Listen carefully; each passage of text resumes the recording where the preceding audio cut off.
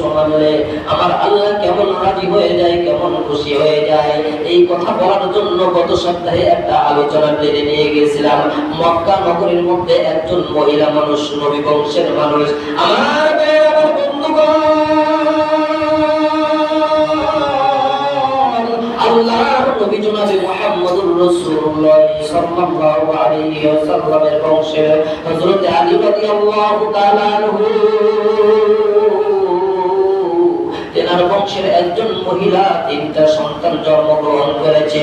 একটা সন্তানের বয়স 8 বছর, একটা সন্তানের বয়স 6 বছর, আর এক সন্তানের বয়স কোলের মধ্যে রয়েছে 6 থেকে 8 মাস বয়সের সন্তান কোলের মধ্যে নিয়ে মক্কা নগরীর মধ্যে এই তো 722 হিজরির মধ্যে মক্কা নগরীর মধ্যে এরকম দুর্ভিক্ষ দেখা দিল, খাদ্যদ্রব্য শেষ হয়ে গেল। আল্লাহর নবীর বংশের এই মহিলাটা তিনি কান্নাকাটি করতেছেন, তার স্বামী মারা গেছে। আমার ভাইয়ের, আমার বন্ধুগণ, গভীর মনোযোগ। আমার আল্লাহ তাআলা রব্বুল আলামিন কেমন করে আমার আল্লাহ সবর করার জন্য, কেমন করে ইবাদত করলে ইহবিবুকুমুল্লাহ আল্লাহর ভালোবাসা পাওয়া যায়, কেমন করে ইবাদত করলে আল্লাহকে কেমন করে ডাকলে আমরা আল্লাহ বান্দা বান্দীকে ভালোবাসে, এই কথা বোঝানোর জন্য আমার ভাইয়ের, আমার বন্ধুগণ, একটা খেজুর গাছের সঙ্গে মহিলা মাটা, নবী বংশের মহিলা, এই মহিলা মা খেজুর গাছের সঙ্গে হেলান দিয়ে কান্নাকাটি করতেছে। হঠাৎ করে কান্নাকাটি করতে করতে নবীজি আমার স্বপ্নে করে এই মহিলার সঙ্গে দেখা দিয়েছে। জয় বলেন সুবহানাল্লাহ। মহিলাকে ডেকে ডেকে বলে, মহিলা মারে, তুমি মহিলা নবী বংশের মহিলা, তোমাকে আমার আল্লাহ বেয়াদবি করবে না। তোমার রিজিকের জন্য আমার আল্লাহ তাআলা রব্বুল আলামিন জায়গা নির্ধারণ করেছে। যাও আফগানিস্তানের বলক নামক শহরের মধ্যে তুমি চলে যাও। মনে আছে? চলে বলেন, সবাই বলেন মনে আছে নাকি?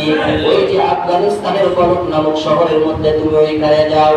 ওইখানে যাইয়া বলকের একটা বাদশা আছে, নাম তারা হাকিম। জয় বলেন কি নাম? তারা হাকিম নামের বাদশা আছে। এই বাদশার কাছে গিয়ে বলবে, আমি নবী বংশের মানুষ, আমি নবী বংশের মহিলা, আমার নবীজি আমাকে স্বপ্নের মধ্যে দেখা দিয়েছে, নবীজি আমাকে বলেছে ওই বলক শহরের মধ্যে তোমার রিজিকের ব্যবস্থা হয়েছে। জয় বলেন সুবহানাল্লাহ। আমার যুবক ভাইরা, আমার বন্ধুগণ, কেন আল্লাহর কদমে সিজদা দিবেন না? কেন আল্লাহ তাআলার ইবাদত করবেন না?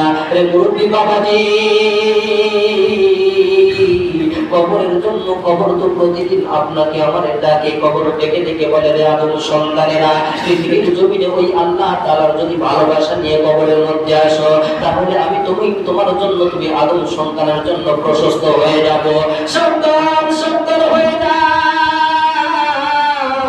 যদি দুনিয়ার জমিনে আল্লাহ তাআলা রব্বুল আলামিনের সঙ্গে যদি গাদ্দারি করে আসো, আল্লাহর হুকুম যদি না পালন করে আসো, আমি কবর কিন্তু তোমার জন্য সংকীর্ণ হয়ে যাব, তোমার জন্য প্রশস্ত হয়ে